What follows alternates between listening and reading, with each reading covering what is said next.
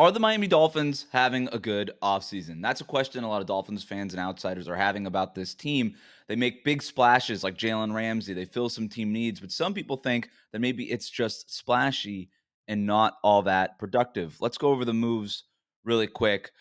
They make the big trade, getting Jalen Ramsey from the Los Angeles Rams, the All-Pro cornerback. They'll go ahead and add former Tennessee Titans linebacker David Long to a 2-year deal. They add Braxton Berrios, wide receiver kick returner from the Jets, Jake Bailey, the former Patriots punter. Then they add depth at quarterback with Mike White. They re-sign Jeff Wilson Jr., re-sign Raheem Mostert, so they bring him back their running back core.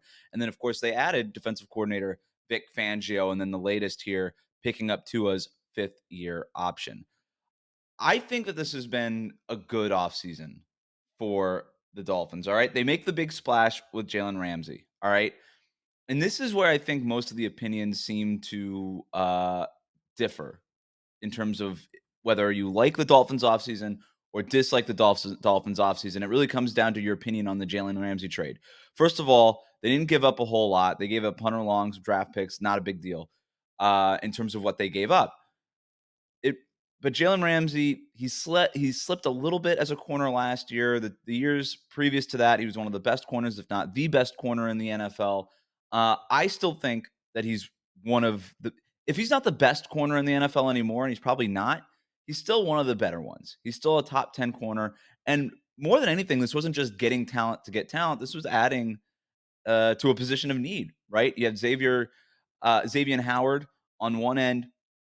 The Byron Jones thing didn't work out. They were kind of going through a couple of different options there at corner last year. So getting Jalen Ramsey really solidifies that other cornerback spot. So I really like the Jalen Ramsey addition, even if he's not the best corner, super all pro that he was in years past. He's still going to be good for this team. And considering what they gave up, I think it's a value add.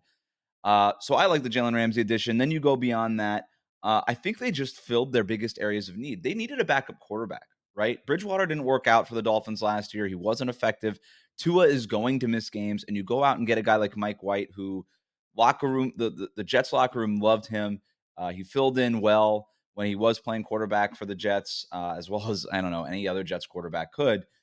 And he's real depth. That's real depth behind Tua, and you feel good about having him back there. And that was something that they were going to have to spend on. So getting him again at 2 years, $8 million, $8 million. That's a bargain there, I think, for one of the better backup quarterbacks on the market. They also added David Long, who was probably the biggest steal of any free agent linebacker signed this offseason.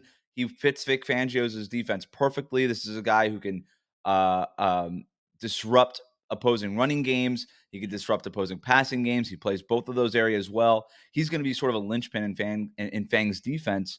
They go out and get Eric Saubert, a blocking tight end. He's not the answer there, but he fills a need considering what it was that they were missing last year. Braxton Berrios, a really good kick returner, averaged almost 25 yards per kick return last year, 11 and a half yards per punt return. That was a big need. Adding to special teams, the Dolphins were one of the worst special teams units last year. They go ahead and add Jake Bailey, former Pro Bowler for the Patriots. He's a good punter. They needed a good punter. So I like the moves that they made. Going back to like the big splash, one of the things that worries, I think, Dolphins fans when they make a big splash here is I think Dolphins fans remember some of the big splashes that didn't work out, right? Like the Dolphins for years were just, okay, go out and win free agency, and then it doesn't really work. I mean, you could go back as far as Dante Culpepper in terms of a big splashy free agent or offseason acquisition because they traded for Culpepper that didn't work out. They went out and acquired Ndamukong Suh. That didn't really work out for them. Mike Wallace, that didn't really work out for them. Brandon Marshall didn't really work out for them. So they go out and make these big splashes, and it doesn't always work out. And look, that can still happen for Jalen Ramsey. The thing is, I like the process behind this better than even some of those other ones. The Culpepper versus Drew Brees decision, we don't need to rehash that from years and years and years ago, but there was debates about, okay, well, what injury do you prefer? What injured quarterback do you prefer to have? They obviously made the wrong move, but in terms of Jalen Ramsey, I like the idea that they went out and addressed a need, and then they just found the best player to address that need. And I thought they got him for a relative bargain. And then you build on that. You build on the other needs that you have. So it really feels like they're building something here, right? It feels like there's a plan here, which I guess is what I'm really trying to say. It feels like finally the Dolphins are building on a plan. Chris Greer, the general manager, is doing a great job. There seems to be a lot of communication between him and Mike McDaniel with what kind of team it is that they want to build. And so these were all the needs, right? Like cornerback, backup quarterback, linebacker, all the special teams. If you asked any person who worked for the Dolphins or covered the Dolphins what were their team needs as soon as their season ended, those were the needs that they were going to point to. And they went ahead and addressed them. Now, they still have other things that they need to do. They need to add more tight end depth. They need to add depth at linebacker and offensive line. I don't really know who's going to start at tight end, and I don't think the Dolphins do either, though they do have some options, although none of them are overwhelmingly great options, but we'll see where they go.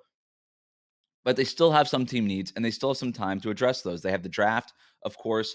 The problem is that they only have right now $50,000 in cap space until they're able to clear that Byron Jones salary on June 1st. That's going to be $13.4 million. So at that point, after June, they're going to be able to make some other additions. And like I said, they still have the draft, deep tight end draft. So probably going to make that they're probably going to address that need in the draft. At least that would be my guess. But still something that they could be that they can do. Still some things that they can do in the next couple months. But for now, this was a really good start to the offseason, and I really like what the Dolphins are doing. I really think they're building something. And in terms of doing all that, picking up Tua's fifth-year option, there's clarity into what the Dolphins are building. And based on what last year was, if they're building on that, that can only be good for the Dolphins going forward.